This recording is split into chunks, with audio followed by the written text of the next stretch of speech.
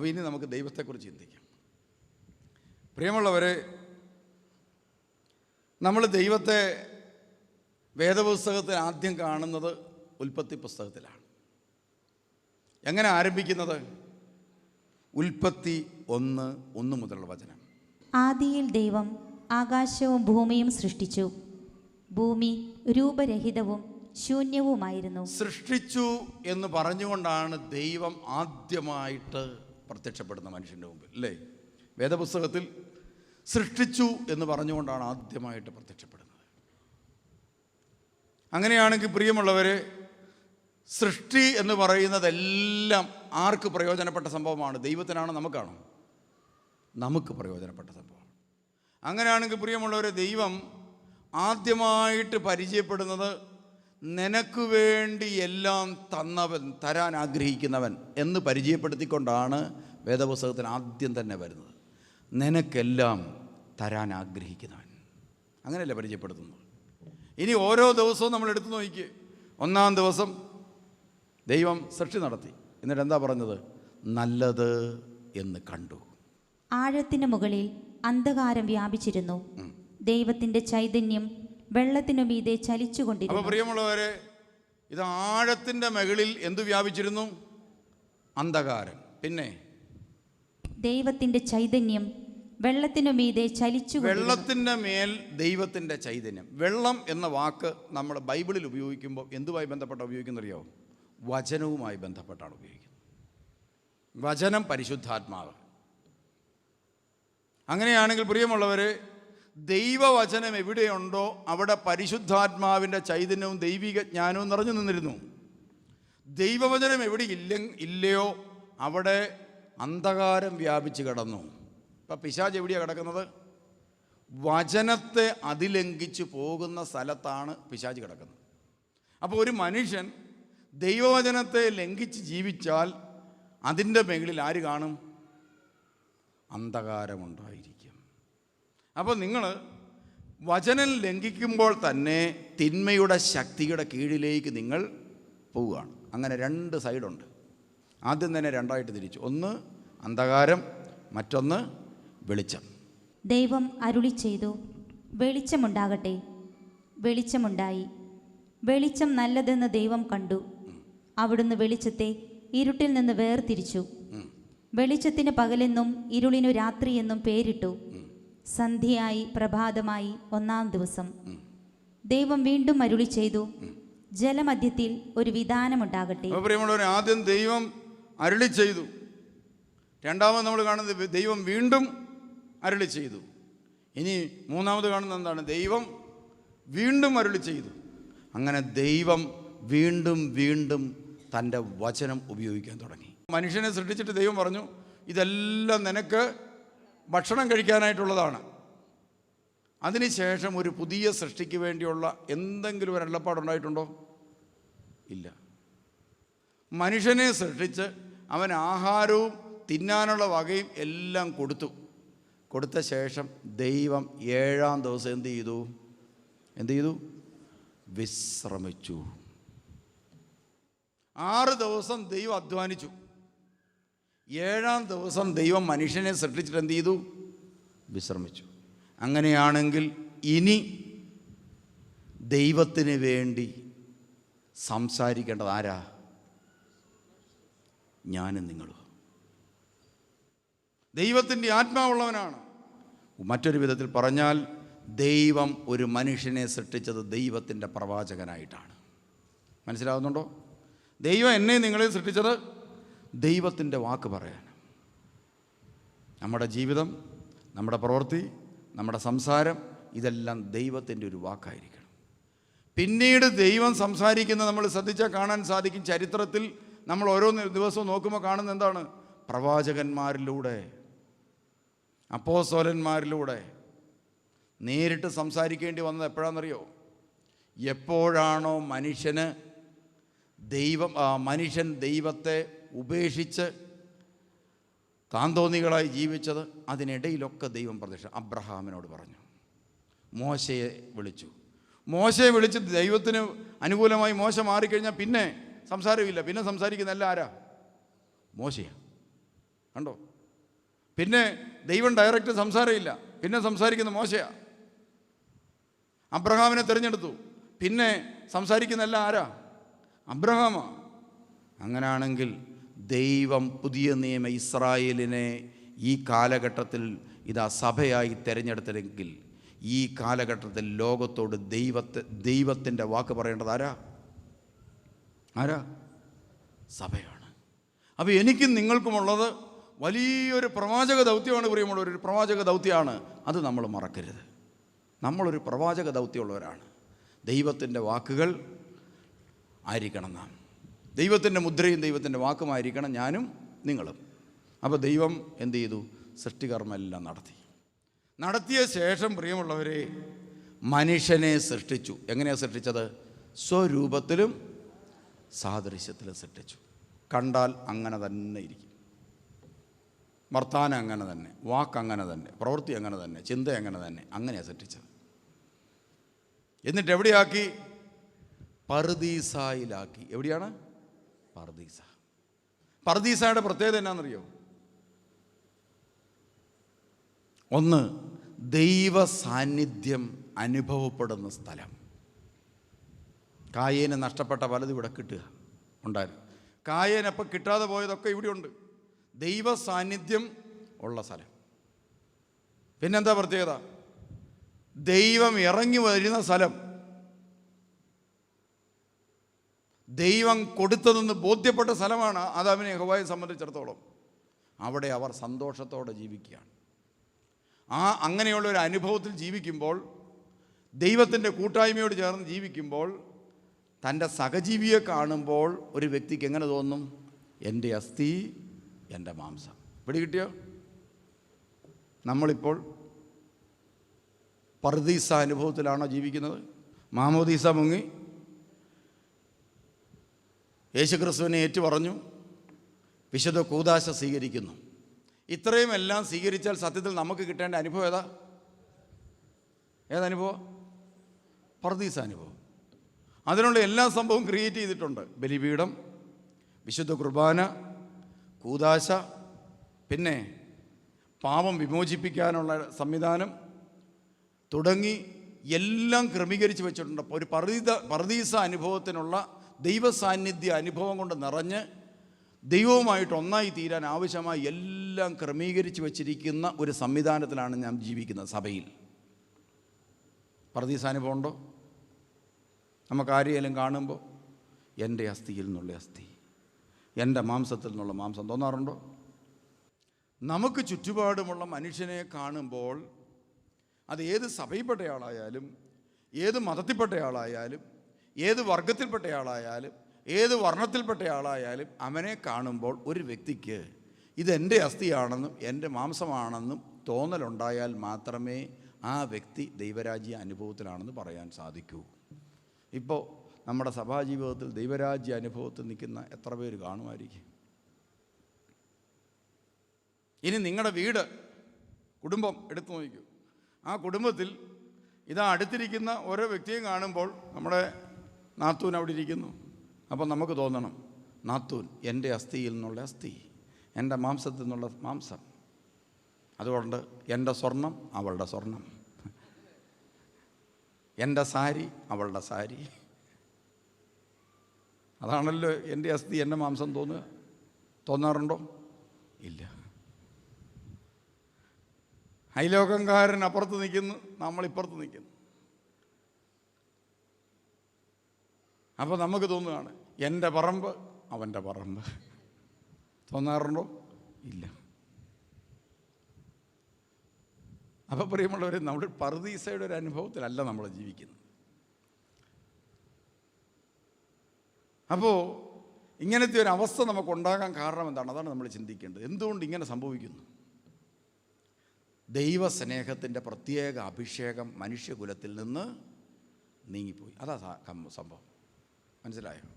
അപ്പോൾ ഈ ഭൂമിയിൽ ഒരു മനുഷ്യൻ ജീവിക്കുമ്പോൾ, ദൈവം ഒരു മനുഷ്യനെ ഈ ഭൂമിയിലാക്കി വെച്ച് കഴിയുമ്പോൾ അവൻ്റെ ആത്മാവിൽ ഒരു പ്രത്യേക ആവരണം ഉണ്ടായിരിക്കും. ആ ആവരണത്തെക്കുറിച്ച് ഞാനിനി പറഞ്ഞ് മനസ്സിലാക്കും. ഒരു ആവരണം. അതിനെ സംബന്ധിച്ച് പൗലോസ് അപ്പോസ്തലൻ പറയുന്ന വാക്കാണ് 1 കൊരിന്ത്യർ 6:17. കർത്താവുമായി സംയോജിക്കുന്നവൻ അവിടുത്തോടെ ഏകാത്മാവായി തീരുന്നു. കർത്താവുമായി സംയോജിക്കുന്നവൻ അവിടുത്തോട് ഏക ആത്മാവായി തീരുന്നു. അപ്പോൾ പ്രിയമുള്ളവരെ, ദൈവവും മനുഷ്യനും ഒന്നിച്ചിങ്ങനെ ജീവിക്കുക. ദൈവം തൻ്റെ ആത്മാവിനെ പകുത്ത് നമുക്ക് നൽകും. നമ്മുടെ ആത്മാവിൻ്റെ കൂടെ ഇങ്ങനെ ഇരിക്കുക ആത്മാവ്. എന്നിട്ട് ദൈവം എന്ത് ചെയ്തു? നമുക്ക് വെളിച്ചം കിട്ടാൻ വേണ്ടിയിട്ട് തൻ്റെ പരിശുദ്ധാത്മാവിനെ ആകുന്ന ദൈവത്തെ നമ്മളിലേക്ക്, തൻ്റെ ആത്മാവിനെ നമ്മളിലേക്ക് ചൊരിഞ്ഞു നൽകി. അപ്പോൾ നമുക്കൊരു ആത്മാവിനെ നൽകിയ ശേഷം ഹോളി സ്പിരിറ്റിനെ നമുക്ക് നൽകാൻ തുടങ്ങി. എങ്ങനെയാണ് ഹോളി സ്പിരിറ്റിനെ കിട്ടുന്നത്? ഒരു വ്യക്തിയിലേക്ക് പരിശുദ്ധാത്മാവ് വരുന്നത് ഒരു വ്യക്തി ദൈവവചനം പാലിക്കുമ്പോഴാണ്. ദൈവവചനം ഒരു വ്യക്തി പാലിക്കാൻ തുടങ്ങുമ്പോൾ ആ വ്യക്തിയിലേക്ക് പരിശുദ്ധാത്മാവ് കടന്നു വരും. അപ്പോൾ ഏദൻ തോട്ടത്തിൽ വെച്ച് ദൈവം എന്ത് ചെയ്യാണ്? മനുഷ്യനോട് വചനങ്ങൾ ഇങ്ങനെ ദൈവം പറയുകയാണ്, മോനെ നീ അത് കഴിക്കരുത്, ഇത് കഴിക്കരുത്, നീ ഇത് കഴിക്കാം, വചനം കൊടുക്കുക. അപ്പോൾ 2 വഴിയാണ് ദൈവം തുറന്നു കൊടുത്തത്. ഒന്ന്, അവനോട് പറഞ്ഞു, നീ പോകരുതാത്ത ഒരു വഴി ഞാൻ പറഞ്ഞു തരാം. ഏതാണ്? നന്മ തിന്മകളെക്കുറിച്ചുള്ള അറിവിൻ്റെ വൃക്ഷത്തിൻ്റെ ഫലം നീ തിന്നരുത്, തിന്നാൽ നീ മരിക്കും. മരിക്കും എന്ന് പറഞ്ഞതിൻ്റെ അർത്ഥം എന്താ? ദൈവബന്ധമില്ലാത്തവനായി തീരും. ജീവവൃക്ഷത്തിൻ്റെ ഫലം നിനക്ക് പറിച്ച് തിന്നാം, തിന്നാൽ നീ ജീവിക്കും. അപ്പോൾ ഏദൻ തോട്ടം എന്ന് പറയുന്ന ഒരു സംവിധാനം ദൈവസാന്നിധ്യമുള്ള ഒരു സ്ഥലത്ത് നിൽക്കുന്നവനോട് നീ മൂവ് ചെയ്യാൻ പറയുകയാണ്. നീ ജീവിക്കുക, നീ വളരുക. നീ ഇങ്ങനെ ഇരുന്നാൽ പോരാ, പാട്ടും പാടി പ്രാർത്ഥിച്ച് കയ്യും കൊട്ടിയിരുന്നാൽ പോരാ. നീ എന്ത് ചെയ്യണം? ജീവിക്കാൻ തുടങ്ങണം. ജീവിക്കാൻ ഒരുങ്ങുമ്പോൾ 2 വഴി ദൈവം തുറന്നു തരും. അതിലൊരു വഴി ഏതാണ്? നന്മ തിന്മകളെക്കുറിച്ചുള്ള അറിവിൻ്റെ വൃക്ഷത്തിൻ്റെ ഫലം. മറ്റേതാണ് ജീവവൃക്ഷത്തിൻ്റെ ഫലം.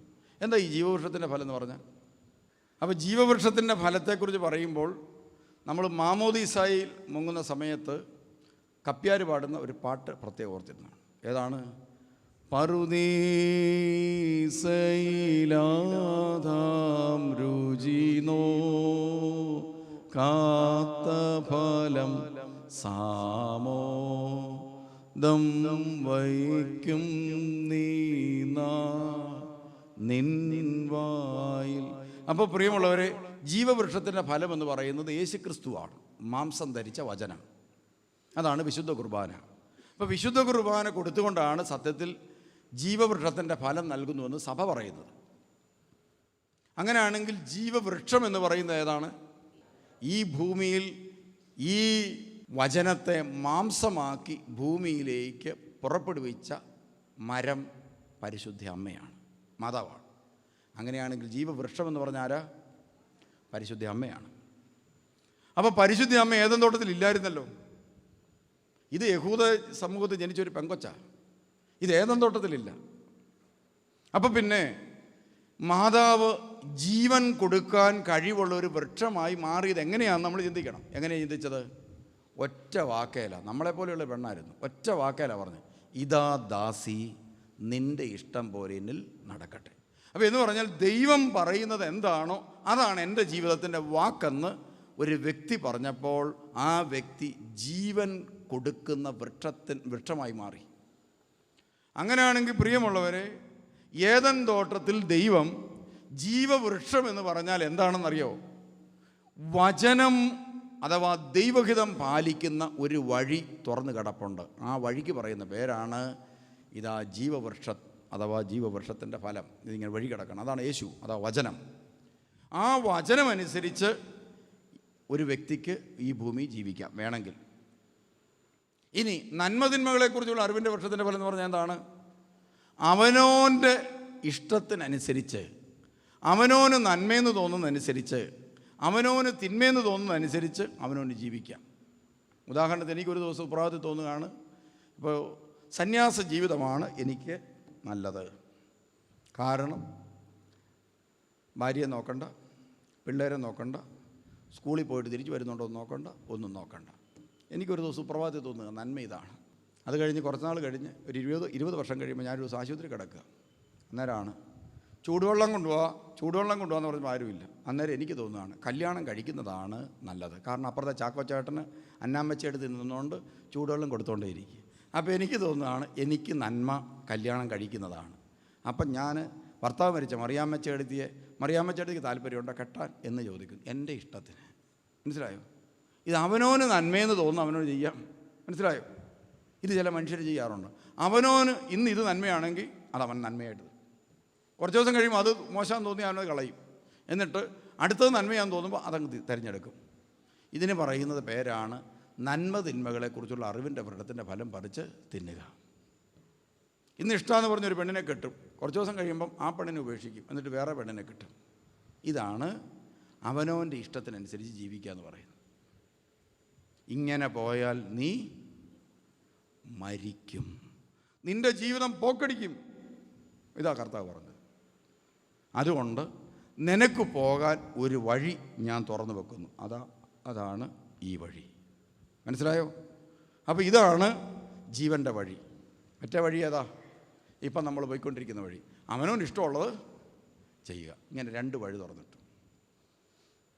ഇതാ ആദാമും ഹവ്വയും കുറേ കാലം ദൈവം പറഞ്ഞതൊക്കെ കേട്ട് ജീവിച്ച്. അപ്പോഴാണ് സാത്താൻ വന്ന് ചോദിച്ചു, ഏതെങ്കിലും കാര്യം ചെയ്യരുതെന്ന് നിങ്ങളുടെ ദൈവം പറഞ്ഞിട്ടുണ്ടോ? ഉടനെ ആദാം ഉണ്ട്. ഏതാ? നന്മ തിന്മകളെക്കുറിച്ചുള്ള അറിവിൻ്റെ വൃക്ഷത്തിൻ്റെ ഫലം തിന്നരുത് എന്ന് പറഞ്ഞാൽ അവനവൻ്റെ ഇഷ്ടത്തിനനുസരിച്ച് ദൈവസാന്നിധ്യമുള്ള ദേവാലയത്തിൽ ജീവിക്കാൻ പാടില്ല, സഭയിൽ ജീവിക്കാൻ പാടില്ല, ഈ ഭൂമിയിൽ ജീവിക്കാൻ പാടില്ല. ദൈവം പറഞ്ഞിട്ടുണ്ട്. അത് നിങ്ങളെ ദൈവം അടിമയാക്കാൻ വേണ്ടിയല്ലേ. എടാ, അവനവൻ്റെ ഇഷ്ടത്തിനനുസരിച്ച് ജീവിക്കുമ്പോൾ നീ ദൈവത്തെ പോലെയാകും. പിശാച് പറയുന്നതിനകത്ത് 50% സത്യവും 50% നുണയായിരിക്കും. അതാ പ്രത്യേകത. നമ്മൾ കാണുന്നത് ഏത് ഭാഗമായിരിക്കും? ആ സത്യത്തിൻ്റെ ഭാഗം മാത്രമേ. ഇതിനകത്ത് കയറി കഴിയുമ്പോൾ പിശാച് പറയും, അത് ഞങ്ങളുടെ ഒരു പരസ്യം മാത്രമായിരുന്നു, ഇതൊരു ചെറിയ പരസ്യം മാത്രമാണ് ഈ നന്മ. ഇതിനകത്തേക്ക് കയറി കഴിഞ്ഞാൽ വേറെയാണ് പരിപാടി. അപ്പോൾ പ്രിയമുള്ളവരെ, ഇതാ മനുഷ്യൻ പിശാച് പറഞ്ഞത് കേട്ടു. എന്താ പിശാച് പറഞ്ഞതിനകത്തൊരു ചെറിയ സത്യം ഉണ്ടെന്നാണ്. നീ നിൻ്റെ ഇഷ്ടത്തിനനുസരിച്ച് ജീവിച്ചാൽ നീ ആയിരിക്കും നിൻ്റെ ദൈവം. നിനക്കിനി ആരെയും പേടിക്കേണ്ട കാര്യമില്ല. ഒരു ദൈവത്തെ ഭയപ്പെടണ്ട. നിൻ്റെ ഇഷ്ടത്തിനനുസരിച്ച് ജീവിക്കാം. നിനക്കൊരുത്തനെ കൊല്ലണമെന്ന് തോന്നുകയാണെങ്കിൽ കൊല്ലുക, ഒരുത്തിനെ അടിക്കണമെന്ന് തോന്നുകയാണെങ്കിൽ അടിക്കുക, നിനക്കൊരുത്തനെക്കുറിച്ച് നുണ പറയണമെന്ന് തോന്നുകയാണെങ്കിൽ പറയുക. ആര് ചോദിക്കാൻ? അപ്പം നീ ആയിരിക്കും നിൻ്റെ ദൈവം. അഹങ്കാരം കണ്ട, ഞാനെന്ന ആ ഭാവമാണ് ഉള്ളിലേക്ക് കൊടുത്തത്. അപ്പോൾ നമ്മുടെ വ്യക്തി ജീവിതത്തിലെ വെറുപ്പ് പോലെ തന്നെ പ്രധാനപ്പെട്ട ഒരടിസ്ഥാന തിന്മയാണെന്ത്? അഹങ്കാരം. അവനവൻ്റെ ഇഷ്ടം നടപ്പാകണമെന്ന് ഒരു വ്യക്തി ജീവിതത്തിൽ ആഗ്രഹിക്കുമ്പോൾ അവനറിയാതെ അവൻ്റെ ഹൃദയത്തിൻ്റെ അടിത്തറയിൽ അഹങ്കാരം രൂപം കൊണ്ടു. പക്ഷെ തിരിച്ചറിയാൻ ഭയങ്കര പ്രയാസമാണ്. പ്രിയമുള്ളവർ, എല്ലാ മനുഷ്യർക്കും അഹങ്കാരമുണ്ട്. ഈ അഹമെന്നൊരിതില്ലെങ്കിൽ നമുക്ക് ജീവിക്കാൻ പറ്റത്തില്ല. കാരണം എന്താണ്? നമ്മുടെ കോൺഫിഡൻസ് മുഴുവൻ നഷ്ടപ്പെട്ടു പോകും.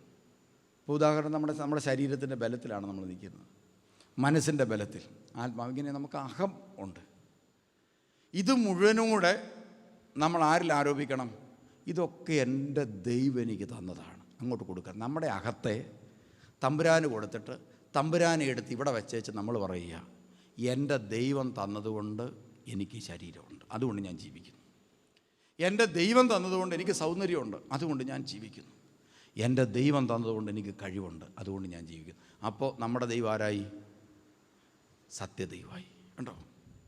അപ്പോൾ ആ ദൈവത്തെ പുറത്തിറക്കി വിട്ടിട്ട്, ഓപ്പറേഷൻ വഴി പുറത്തിറക്കി കളഞ്ഞിട്ട് വേറൊരു ദൈവത്തെ അവിടെ എന്ത് ചെയ്തു? ആ കിഡ്നി മാറ്റി വെക്കുന്ന പോലെ.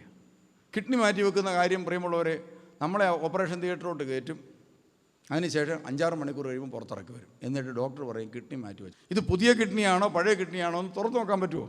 പഴയതൊന്ന് കാണിച്ചതെന്ന് പറഞ്ഞാൽ ഈ പഴയത് കാണിച്ചാൽ നമ്മുടെ കിഡ്നിയാണെന്ന് അറിയാൻ പറ്റുമോ എന്ന് പറഞ്ഞതുപോലെ നമ്മുടെ ഉള്ളിൽ ഈ പിശാച് ഓപ്പറേഷൻ രാത്രി നടത്തിയാൽ നമ്മൾ അറിയില്ല.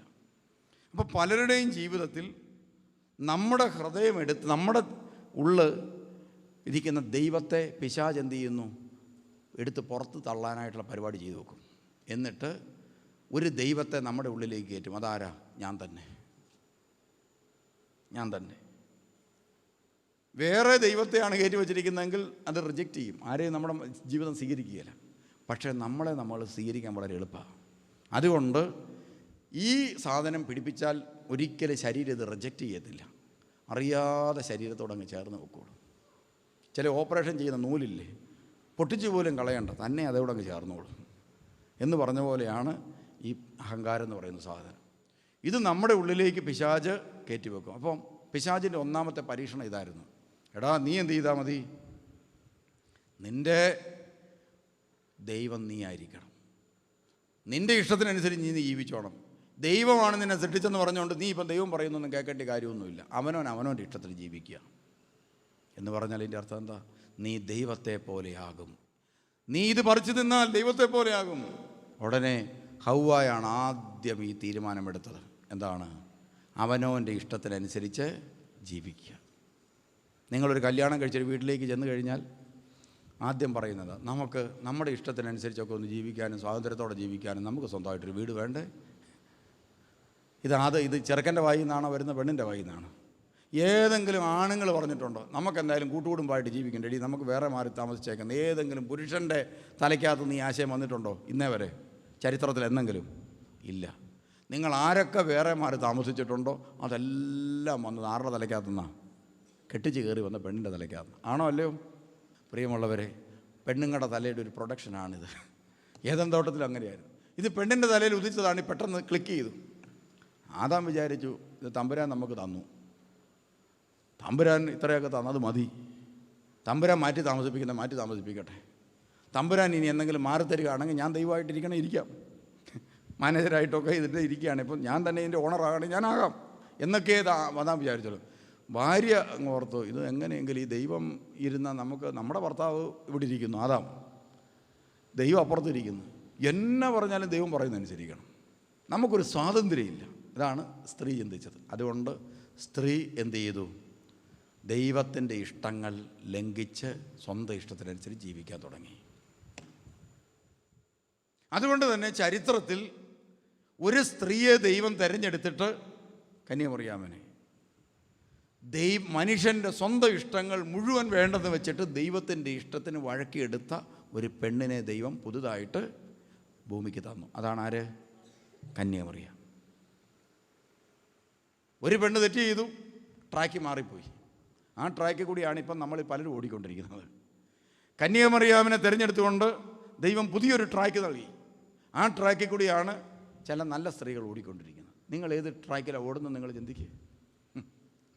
കന്യാമറിയാമിൻ്റെ ട്രാക്കിൽ കൂടിയാണോ അതോ ഹവ്വായുടെ ട്രാക്കിൽ കൂടിയാണോ ഇപ്പോൾ ഓടിക്കൊണ്ടിരിക്കുന്നത്? നോക്ക്.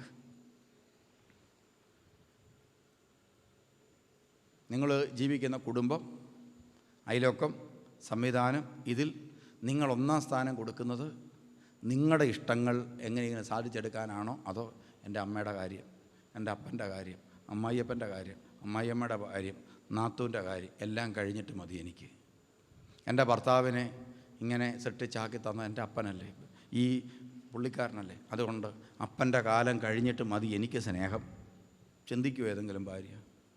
ഈ പുള്ളിക്ക് അപ്പൻ അമ്മ ഇതെല്ലാം കഴിഞ്ഞാൽ ഞാൻ എന്നെ വേലക്കാരി. എന്താ സംഭവം എന്നറിയോ? നിങ്ങളുടെ തലയ്ക്കകത്ത് കയറിയിരിക്കുന്നത് ഹവ്വ. ആദ്യത്തെ ഹവ്വ, ഒന്നാം ഹവ്വ. രണ്ടാം ഹവ്വയാണ് ആര്? കന്യകമറിയാം. അപ്പം നിങ്ങൾ ആരായി തീരണം? രണ്ടാം ഹവ്വായായി തീരണം. രണ്ടാം ഹവ്വായുടെ പ്രത്യേകത എന്താണ്? ഇതാ ദാസി, നീ എന്തു പറഞ്ഞാലും അതുപോലെ നടക്കണതാണ് രണ്ടാം ഹവ്വ. പിടികിട്ടിയല്ലോ. ഒന്നാം ആദാമിൻ്റെ പ്രത്യേകത എന്താ? ഹവ്വ എന്നാ പറഞ്ഞോ അതുപോലെ തന്നെ ചെയ്തു. രണ്ടാം ഹവ്വായിൽ നിന്ന് ഒരു മനുഷ്യനുണ്ടായി. അവനാണ് ദൈവത്തിൻ്റെ പുത്രൻ. ഉണ്ടോ? മനുഷ്യകുലത്തിൽ ഒരുത്തനുണ്ടായി. അവനെന്ത് ചെയ്തു? പിതാവേ അവിടുത്തെ ഹിതം നിറവേറട്ടെ, പിതാവേ അവിടുത്തെ ഹിതം നിറവേറട്ടെ. അതിനുവേണ്ടി അവൻ ജീവിച്ചു.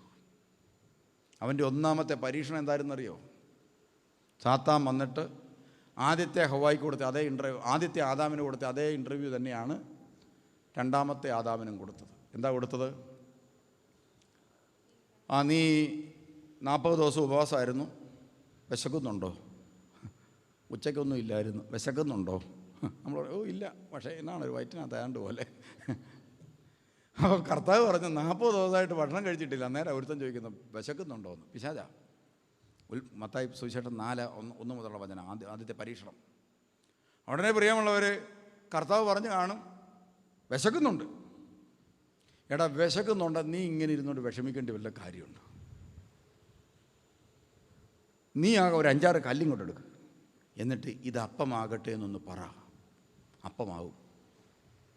അപ്പോൾ ദൈവത്തിൻ്റെ ശക്തിയെക്കുറിച്ച് ഏറ്റവും കൂടുതൽ അറിവുള്ള വ്യക്തി ആരാ? പിശാചാണ്. പ്രിയമുള്ളവരെ, ദൈവശക്തി പ്രകടമാകുന്നതിനെക്കുറിച്ചുള്ള ഏറ്റവും അറിവ് ഏറ്റവും കൂടുതൽ കിട്ടുന്ന പിശാചിനാണ്. അപ്പോൾ പ്രിയമുള്ളവരെ, ഇതാ യേശുവിനോട് ചോദിച്ചു, എടാ, നീ ഈ കല്ലെടുത്തിട്ട് ഈ കല്ലിനെ നോക്കി അപ്പമാകുമെന്ന് പറഞ്ഞാൽ അപ്പമാകുമെന്ന് എനിക്കറിയാം, നീ അതുകൊണ്ട് ആക്കാൻ പറ. ഉടനെ യേശു പറഞ്ഞു, മനുഷ്യൻ അപ്പം കൊണ്ടല്ല ജീവിക്കുന്നത്, ദൈവത്തിൻ്റെ വചനം കൊണ്ടാണ്. അപ്പോൾ ഒരു ഏദൻ തോട്ടത്തിൻ്റെ മുമ്പിൽ യേശു നിൽക്കുകയാണ് യാത്ര ചെയ്യാൻ വേണ്ടി. ഒരു തെരഞ്ഞെടുപ്പ് വന്നപ്പോൾ അവൻ ഏതാ തിരഞ്ഞെടുത്തത്? ജീവൻ്റെ വഴി തിരഞ്ഞെടുത്തു. കണ്ടോ? പിതാവിൻ്റെ വഴി, പിതാവിൻ്റെ വചനമനുസരിച്ച് ജീവിക്കാനുള്ള വഴി അവൻ തിരഞ്ഞെടുത്തു. അങ്ങനെയാണെങ്കിൽ ദൈവം ചരിത്രത്തിൽ നമുക്ക് കാണിച്ചു തരികയാണ്, നീ ഒരു തിരഞ്ഞെടുപ്പ് നടത്തുകയാണെങ്കിൽ ആ തിരഞ്ഞെടുപ്പ് പിതാവിൻ്റെ ഇഷ്ടമായിരിക്കണം, എങ്കിലേ നീ ജീവിക്കൂ, നീ ജീവൻ കൊടുക്കുന്നവനാവുള്ളൂ, നീ ഒരു രക്ഷകനായി മാറും. ഇല്ലെങ്കിലോ നീ നശിക്കും, നിൻ്റെ മക്കൾ നശിക്കും, നാട്ടുകാർ നിന്നെ അവസാനം, നിൻ്റെ തലമുറ നിന്നെ പ്രാകും. ഇപ്പോൾ ഈ ഹവ്വായെ ആദാമിനെ എടുത്തു വെച്ച് നമ്മൾ ഈ ഓപ്പറേഷൻ ചെയ്യുന്ന പോലെ തന്നെ നിങ്ങളെ എടുത്തു വെച്ച് നിങ്ങളുടെ മക്കൾ ഓപ്പറേഷൻ ചെയ്യും. എൻ്റെ ആ വല്യമ്മ ഒരു പുള്ളിക്കാരത്തി ഉണ്ടായിരുന്നു, അവരുടെ ജീവിതമാണ് ഞങ്ങളെ ഈ പരുവത്തിനാക്കിയത്. പുള്ളിക്കാരത്തെ പണ്ട് ഒരാളുടെ കൂടെ ഒളിച്ചോടിയതാണ്, പറയാനിടയാകരുത്, ഒളിച്ചോടിയത്. കല്യാണത്തിന് മുമ്പ് തന്നെ ഉണ്ടായതാ ഞാനെന്നാണ് പറയുന്നത്, പിള്ളേർ പറയാനിടയാകരുത്. ഞങ്ങളുടെ വല്യപ്പനും വല്യമ്മയും തമ്മിൽ പണ്ട് പ്രേമത്തിലായിരുന്നു. അതുകൊണ്ട് വിവാഹത്തിന് മുമ്പ് ഒരു അബോർഷൻ നടത്തി. അത് കഴിഞ്ഞാണ് ഞങ്ങളുടെ അച്ചായനുണ്ടായത്. അതുകൊണ്ടാണ് അച്ചായന് ഭയങ്കര കലിയായിരുന്നു. അച്ചായന് കലിയായിരുന്നു, എന്നെ എടുത്തിട്ട് ഇടിക്കുമായിരുന്നു. എന്നെ അടിച്ചതുകൊണ്ടാണ് ഞാൻ സ്വഭാവ ദൂഷ്യത്തിൽ ഇപ്പം ജയിലിൽ കിടക്കുന്നത്. നിങ്ങളുടെ പിള്ളേരും 3-ാം തലമുറയും പറയാനിടയാകരുത്.